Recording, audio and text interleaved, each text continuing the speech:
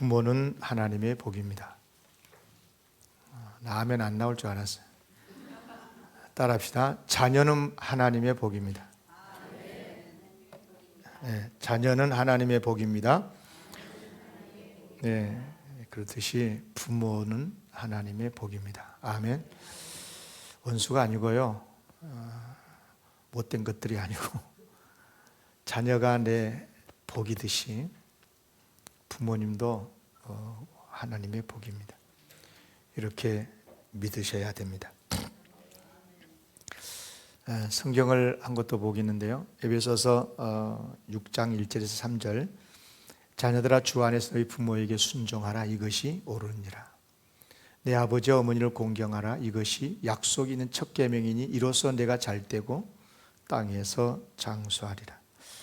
이 말씀은 제 10계명 가운데 제 5계명을 설명하고 있는 신약 성경에서 가장 잘 설명해 주고 있는 말씀인데, 두 가지를 가르쳐 주고 있죠. 주복에서 보면 부모님을 공경하라는 거예요. 부모님 말씀을 잘 듣고 순종하고 공경하라. 그리하면 복을 받는다. 어떤 복이에요? 이 땅에서 잘 되고 장수한다. 건강하게 장수한다. 축복합니다. 부모님께 효도해서 이 세상에서 잘 되시기를 바랍니다. 건강하게 장수하는 복도 누리시기를 축원합니다. 여러분, 부모님을 공경하기 위해서는요, 가장 중요한 기본이 있습니다. 뭐가 있냐면 자녀가 오래 살아야 돼요. 자녀가 부모보다 더 오래 살아야 돼요. 최소한은 그래야 됩니다. 그죠? 부모님은 백수를 누리고 있는데 자식이 먼저 떠나버리면 어떻게 되겠어요? 누가 섬기고 누가 공경할 수 있겠어요?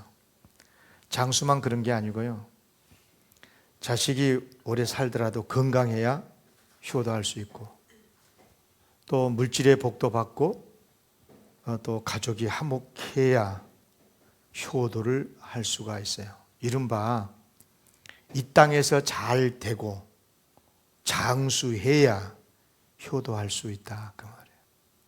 그러고 보면 하나님께서 부모님을 공경하는 효자에게 이 땅에서 잘 된다, 장수한다, 이런 복을 약속하신 이유는 한마디로 딱 말하면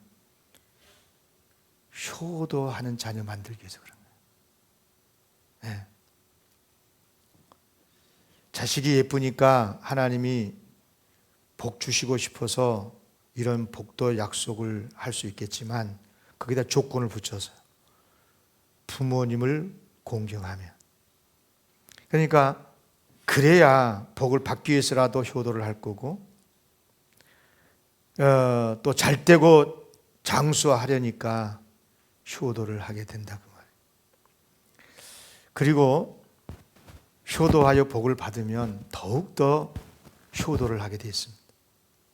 좋은 일은 시끄러워요. 좋은 일은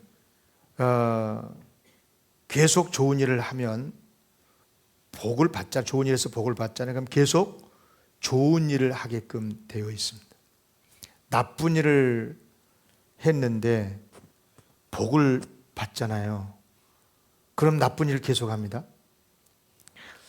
그러니까 하나님께서 효도하면 복을 주시는데, 그렇게 해서 복을 받는 경험을 하면 계속해서 복을 받기 위해서라도 더욱 효도를 하지 않겠어요?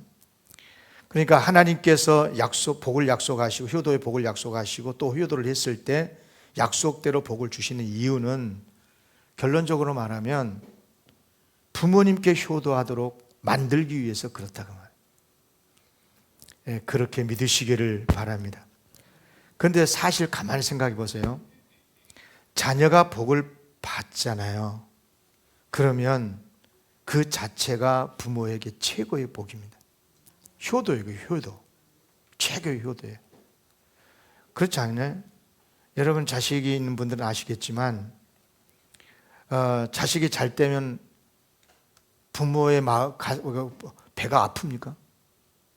여러분요, 내가 잘 됐을 때 배 아픈 사람 많이 있을 수 있어요. 친구도 배 아플 수 있고, 심지어 형제 자매들도 배 아플 수 있는데, 배 아픈 부모는 없어요. 그런 말 들어본 적도 없어요. 기쁘고 감사하고 행복하고. 예.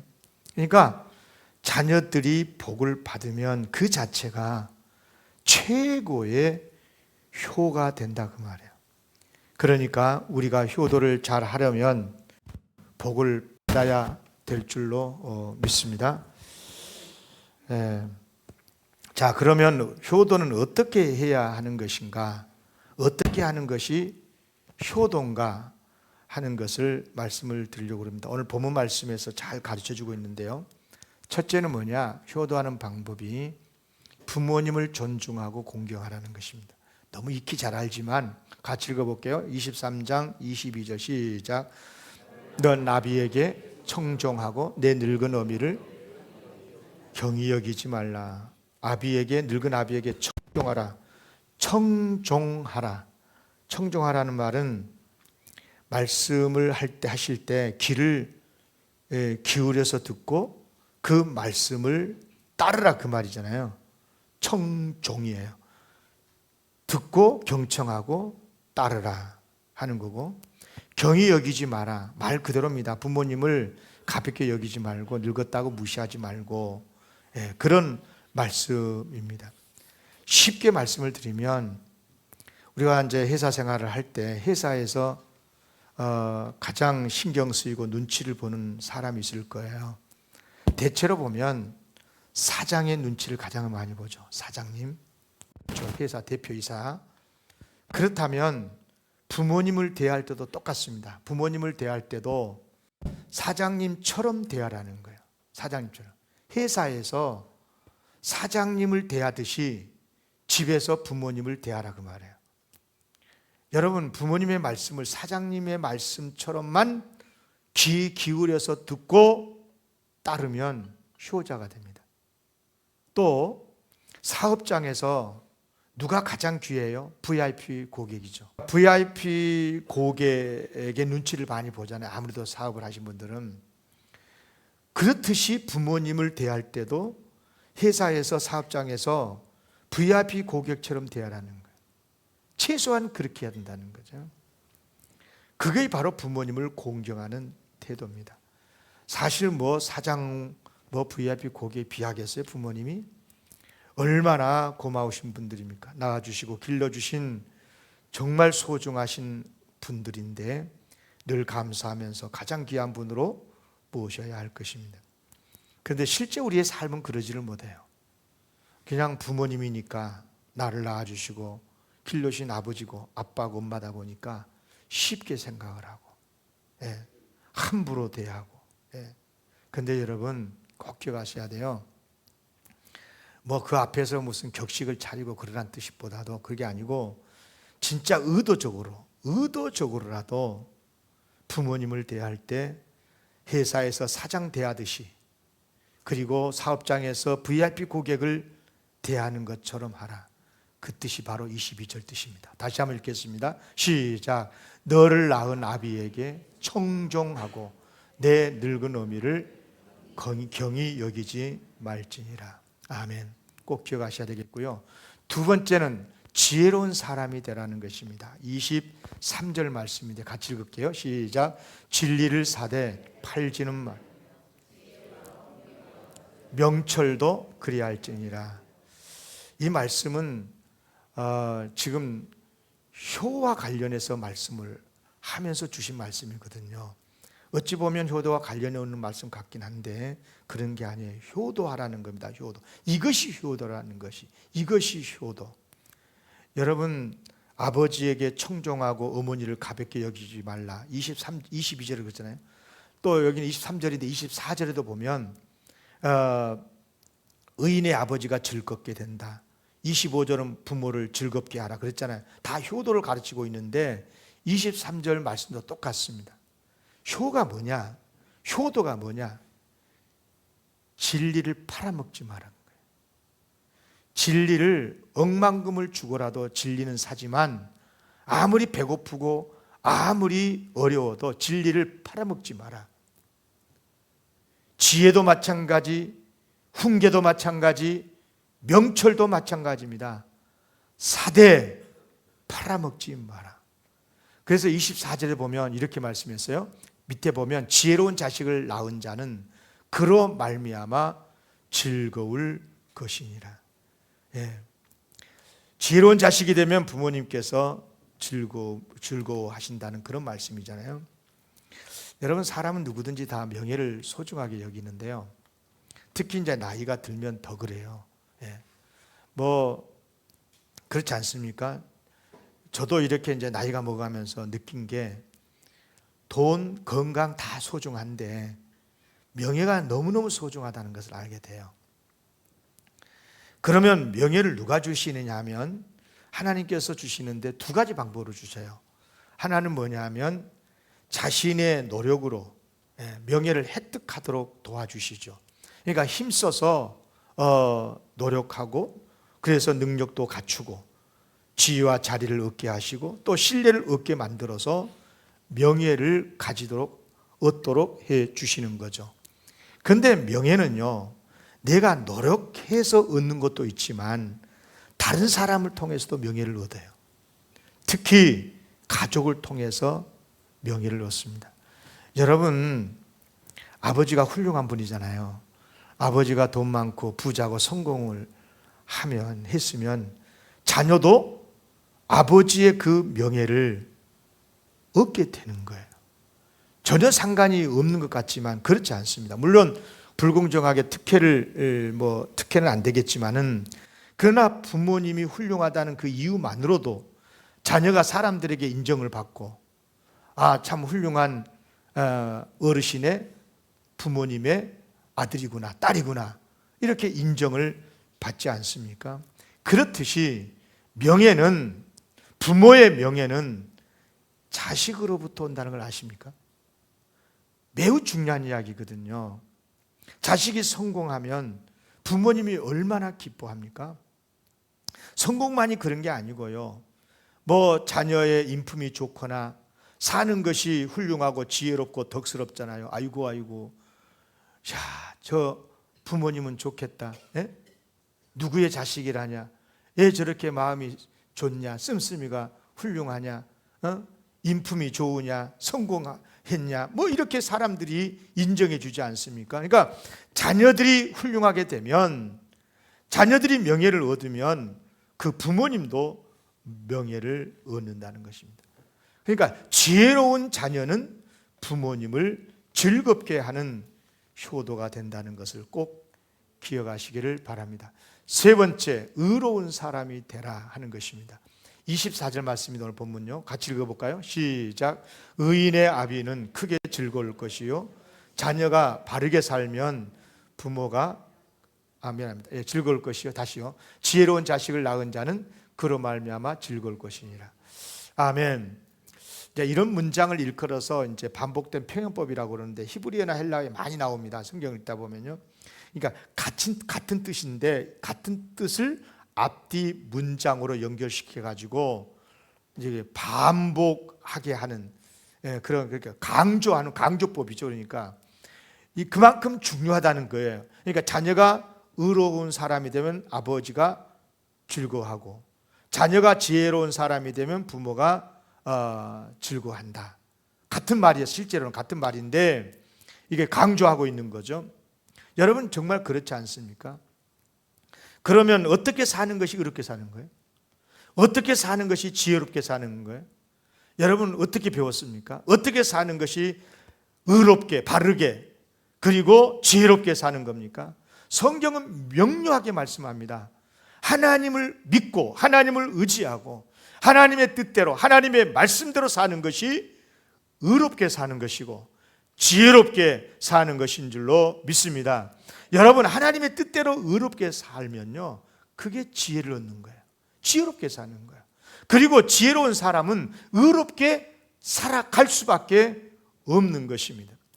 그래서 바르게 삶으로 효도를 하게 된다 그 말입니다. 매우 중요한 말씀입니다. 바르게 사시기를 바랍니다. 그 자체가 효도입니다. 효도. 자녀가 바르게 살아야, 그래야 부모님에게 효가 임한다, 그 말입니다. 옛날부터 가장 큰 불효를 말할 때 부모를 앞서는 것, 부모님보다 먼저 세상을 떠나는 것을 가장 큰 불효라고 그래요. 우리 인간의 수명이야 우리가 어떻게 할 수가 없습니다. 아파서 갑자기 또 사고로 세상을 떠날 수도 있지만 어쩌겠어요? 그럴 때 이제 옆에서 부모님들 위로해 준다고 그러잖아요. 못된 불효막심한 자식, 부모님보다 먼저 떠났다고 막 그렇게 좀 그러잖아요. 이제 부모님을 위로해 주기 위해서 하는 말인 거죠. 근데 여러분, 우리 인간의 수명이야 우리 인간이 마음대로 어떻게 할 수가 없어서 먼저 떠날 수는 있긴 한데, 만약에 하나님께 죄를 지어서, 나라에 큰 죄를 지어서 벌을 받아서 죽었다 그럽시다. 여러분, 이게요 얼마나 큰 수치고 부끄러운, 부모에게 부끄러운 일이 되겠어요. 옛날에는요 왕에게 반역을 하잖아요. 삼족을 밀었대 하잖아요. 부계, 모계, 처계까지. 무슨 말입니까? 자녀가 죄를 지어서 죽잖아요. 부모님께 세상에서 씻을 수 없는 가장 큰 해악이 된다는 거예요. 여러분, 자녀가 어떤 실수를 해가지고 비난만 좀 받아도 그런 이야기를 들으면 부모님의 가슴이 찢어지고 부모님도 비난해서 자유롭지 못하지 않습니까?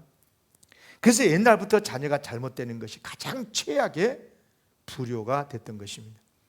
여러분, 쉽게 말하면 잘못되게 살면, 자녀들이 죄 지어서 잘못되게 되면 그것만큼 큰 불효가 없다는 말입니다.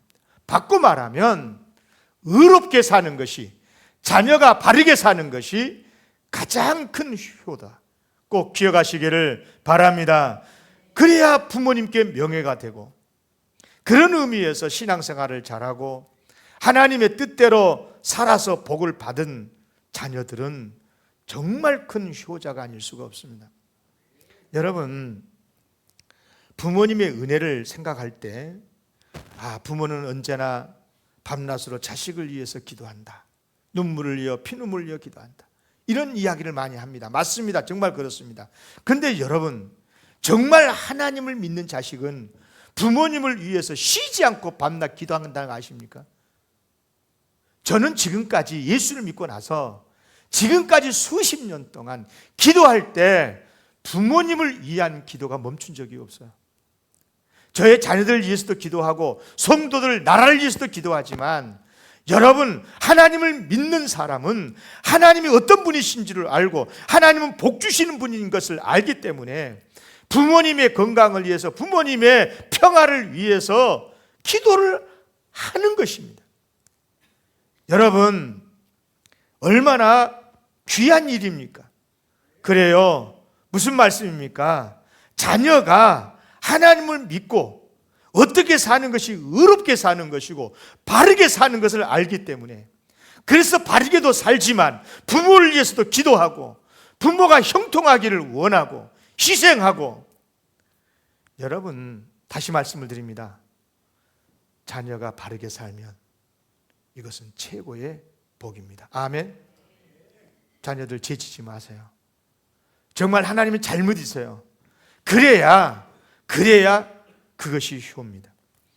네 번째는요, 부모님을 즐겁게 해드려야 효도입니다. 25절 같이 읽을게요. 시작. 내 부모를 즐겁게 하며 너를 낳은 어미를 기쁘게 하라. 당연한 말씀이죠. 무슨 설명이 필요하겠어요? 그러면 어떻게 하는 것이 부모님을 즐겁게 하는 것인가? 지금까지 말씀을 드린 대로 22절 부모님을 존중하고 공경하라, 23절 지혜로운 사람이 되라, 24절 의로운 사람이 되라. 이렇게 되면 25절 말씀처럼 부모님을 즐겁게 하라, 즐겁게 되는 거예요. 부모님이 즐겁게 됩니다. 기쁘시게 됩니다. 그게 효도 아니에요? 그게? 그러니까 부모님을 존중하고 부모님을 공경하고 지혜롭게 살고 바르게 살면 부모님이 기뻐하게 되고 그것이 효도고, 여러분 매우 중요한 말씀인 것을 기억하시고 한 가지 더 말씀을 드리겠습니다. 부모님을 자주 찾아뵙는 게 효도입니다. 여러분, 자녀가 부모를 공경해야 되는 가장 큰 이유가 우리가 복을 받기 위해서, 아까 이 땅에서 잘 되고 장수하고 그런 복이 있으니까 효도하면 그런 복 받습니다. 분명히 받습니다. 그런데 그런 복을 받기 위함도 있고, 또 자녀로서 마땅히 도리로 부모님을 공경해야 되고, 그건 맞아요. 근데 여러분, 진짜 그 저변에 부모님을 자주 찾아뵙고 공경해야 되는 진짜 이유가 뭐냐? 이것만 알아도 여러분 놀라운 하나님의 복을 받습니다. 따라하겠습니다. 부모님은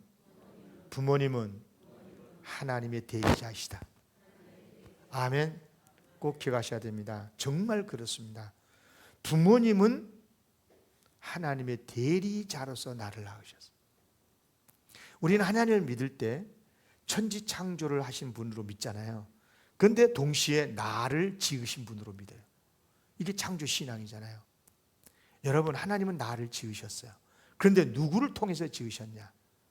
하나님의 대리자 부모님을 통해서 나를 빚으셨고 지으셔서 태어나게 하셨고 하나님의 대리자로서 나를 기르셨어요. 아멘. 그러니까 부모님을 우리는 대할 때 하나님을 대하듯이 대해야 된다고 말해요. 물론 하나님과 부모는 다르죠. 하나님은 신이시고 부모는 인간이니까 다르죠. 부모님을 하나님을 대하듯이 하라 그러니까 예배, 부모님 앞에서 부모님을 신으로 알고 그런 뜻이 아니고, 하나님의 대리자로서 나를 낳아주시고 길러주셨으니까 하나님이 섬기듯이 부모님을 섬기고 하나님을 사랑하듯이 사랑하고 공경해야 된다는 것입니다.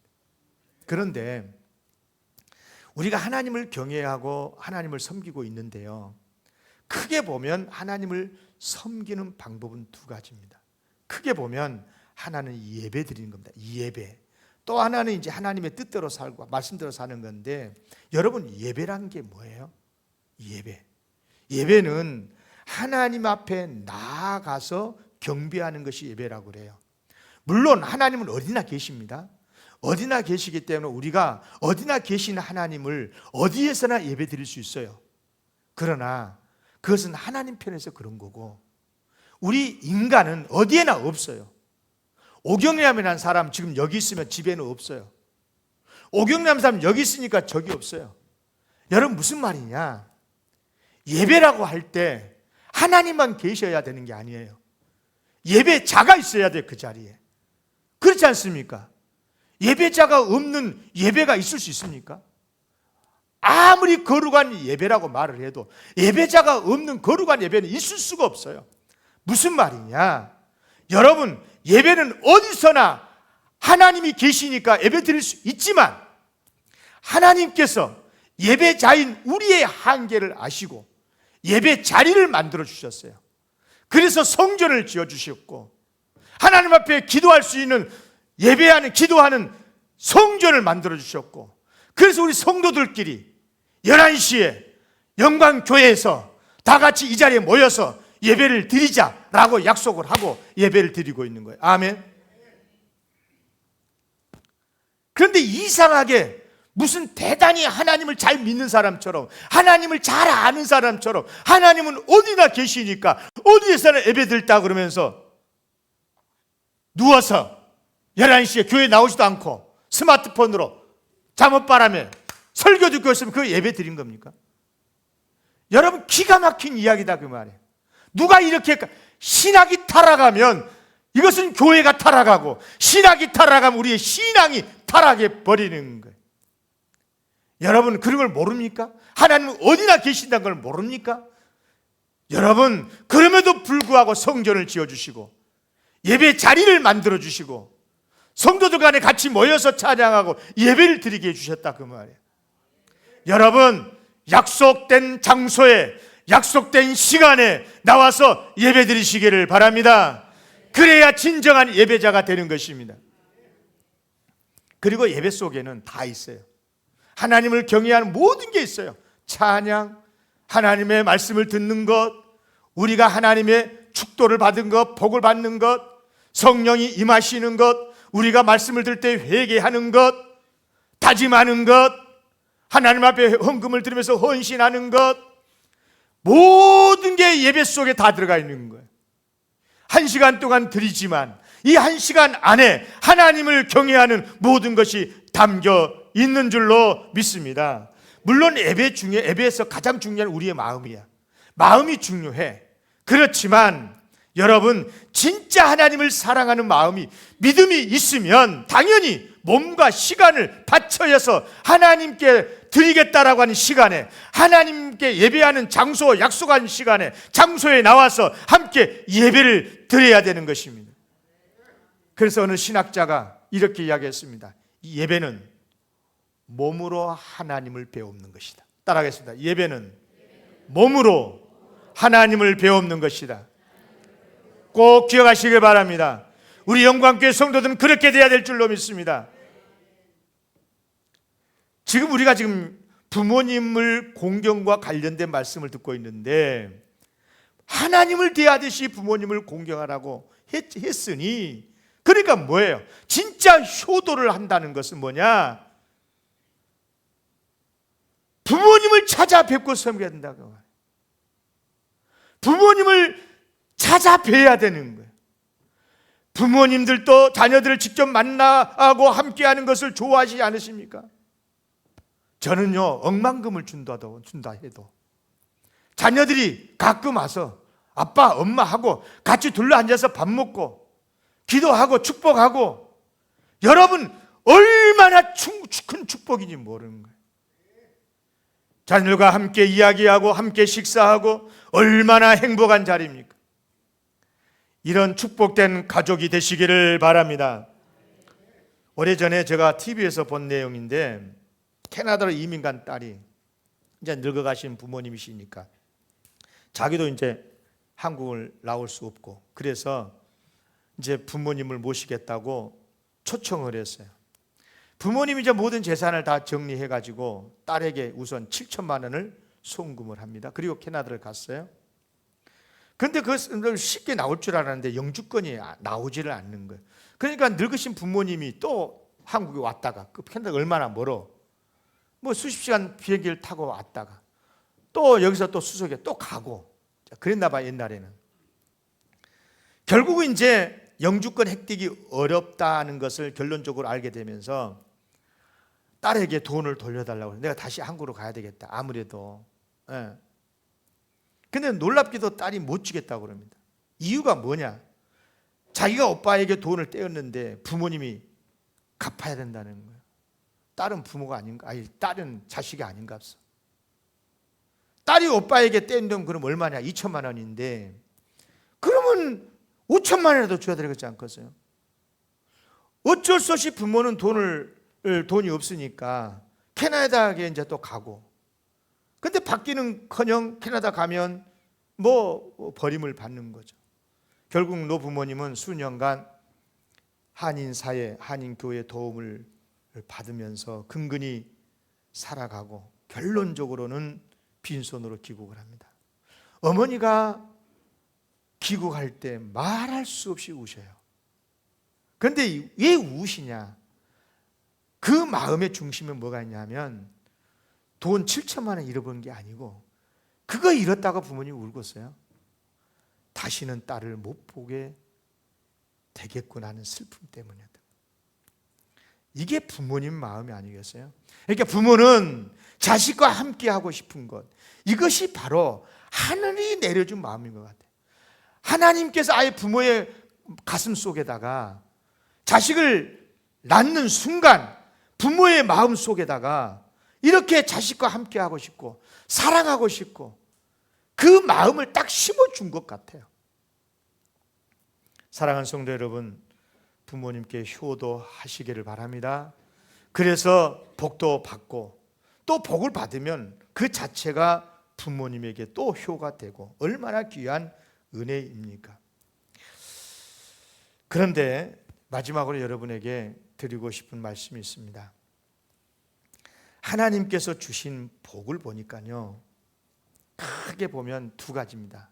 크게 보면 두 가지인데, 하나는 뭐냐면 하나님의 일반 법칙에 따라서 주시는 복입니다. 이것을 이 세상의 복이라고 그런 거죠. 그러니까 일반 법칙 아시잖아요. 자연의 법칙을 하죠. 팥 심은 데 팥 나고 콩 심은 데 콩 나고, 그렇죠. 이런 것을 말하는 건데, 하나님의 일반 법칙에 따라 주신 복도 우리가 반드시 받아 누려야 됐습니다. 효도하면 이 땅에서 잘 되고 장수한다. 이것은 일종의 일반 법칙에 따른 복인 거예요. 여러분, 자 보세요. 야구 감독이 있고 선수가 있다고 그럴 때 누가 더 야구를 잘할까요? 야구 감독과 야구 선수 중에 누가 더 야구를 잘해요? 선수가 훨 잘하죠. 물론 감독도 선수 때는 잘했겠지만 지금은 아니죠. 연봉은 누가 더 높아? 감독이 높을 수 있지만 유명 선수는요, 감독과 비교할 수 수십 배 더 많은 연봉 선수들도 있어요. 감독들, 훌륭한 유명 선수들은요. 자, 그러면 물어볼게요. 누가 누구의 말을 들어야 돼? 경기 시간에, 경기할 때. 아무리 야구를 잘하고 아무리 연봉이 높아도 선수는 감독의 말을 들어야 돼. 그러지 않습니까? 아무리 자식이 연봉이 높고 공부 많이 해서 똑똑하고 아무리 세상을 떵떵거리고 사는 자식이라도 부모님의 말씀을 들어야 됩니다. 원리가 그렇게 돼 있는 거예요. 아무리 자식이 훌륭해도요, 연봉이 높고 잘 벌어도 유명 선수가 감독의 말을 들어야 경기에서 이길 수 있는 것처럼 자녀가 부모의 말씀을 경청하고 공경하고 따라야, 그래야 인생을 복되게 사는 거예요. 물론 그 원리가 부모님의 마음속에 자녀들이 따라갈 수 없는 삶의 지혜가 있고 인생 경험이 있기 때문이기도 하지만 하나님께서 그렇게 정해놨어요. 자녀가 아무리 연봉 높고 건강하고 공부만 했고 박사가 되고 해도 부모의 말씀을 들어야 그 인생이 복되게 해놨다니까요. 하나님이 그렇게 만들어 놓으셨어요. 사랑하는 성도 여러분, 부모님께 효도해서 이 땅에서 형통하고 잘 되는 일반 법칙에 따른 복을 받아 누리시기를 바랍니다. 그런데 하나님께서 두 번째, 매우 중요한 효자에게 약속하신 복이 있어요. 그게 뭐냐? 하나님의 특별 법칙에 따른 복이에요. 이건 영적인 복이라고 그러는데, 여러분 성경의 인물 중에 참 훌륭한 인물들이 많이 있죠. 또 효와 관련해서도 예수님도 효 훌륭하고 이삭도 훌륭하고 참 훌륭한 인물들이 많은데, 이 시간에 저는 두 인물만 말씀 좀 드리려고. 저는 개인적으로 정말 하나님의 복을 받은 인물 중에 최고의 인물로 따지자면 요셉과 다윗을 생각을 해요. 다윗. 요셉은 정말 놀랍도록 성공을 하거든요. 노예가 애굽 대제국의 총리가 됐으니까 이건 세상 어디에서도 이런 복을 얻기가 쉽지 않아요. 그런데 여러분 잘 들어보세요. 요셉이 복을 받는 가정을 보면 그 저변에 다 깔려 있는 특징이 있어요. 하나는 당연히 하나님을 경외하는 거고요, 하나님을 믿는 신앙이 깔려 있고요, 또 하나는 뭐냐면 효도가 깔려 있어요. 효도가. 여러분 아시다시피 어린 요셉은 효자였죠. 아빠 심부름으로 들에서 양치고 있는 형들에게 찾아갔죠. 심부름으로 간 거예요, 형들한테. 그런데 형들의 시기 질투로 애굽의 노예로 팔리고 말지 않았습니까? 그리고 나서는 이루 말할 수 없이 고생을 했어요. 다 생략하고, 그런데 결국 애굽 총리가 되죠. 대성을 해서 대성을. 자, 그러면 우리가 이런 경우에 성공을 했을 때 어떻게 합니까? 형제에게 어떻게 보복을 해야 되는 겁니까? 그런데 요셉은 형들을 다 살립니다. 다 살리고 다시 애굽에까지 내려오게 만들어서 아버지도 모시고 하고 다 해서 복되게 살아요. 여러분, 무슨 말입니까? 요셉의 마음속에 두 가지 마음이 있는 거예요. 하나는 하나님 아버지가 계시고, 두 번째는 자기 아버지 이스라엘 야곱이 그의 마음에 있는 거예요. 루벤부터 시작해서 자기까지, 그리고 베냐민까지 12명의 아들이 있잖아요. 12명의 형제들이 다 누구 자식이에요? 아버지 자식 아니에요. 그러면 자기를 힘들게 했다고 해서 형들을 괴롭게 만들면 누가 마음이 아파요? 아버지의 마음이 아프지 않겠어요? 물론 하나님을 신앙하는 마음이 컸겠지만, 하나님의 섭리를 믿어서 그런 것도 있겠지만, 아버지의 마음, 헤아리는 효의 마음이 있었기 때문에 그 형들을 다 살리고 애굽으로 초대해서 복을 받는데요, 바로 그 형제들이 나중에 12지파가 돼서 이스라엘 나라를 이루고 하나님의 나라가 건국되지 않습니까?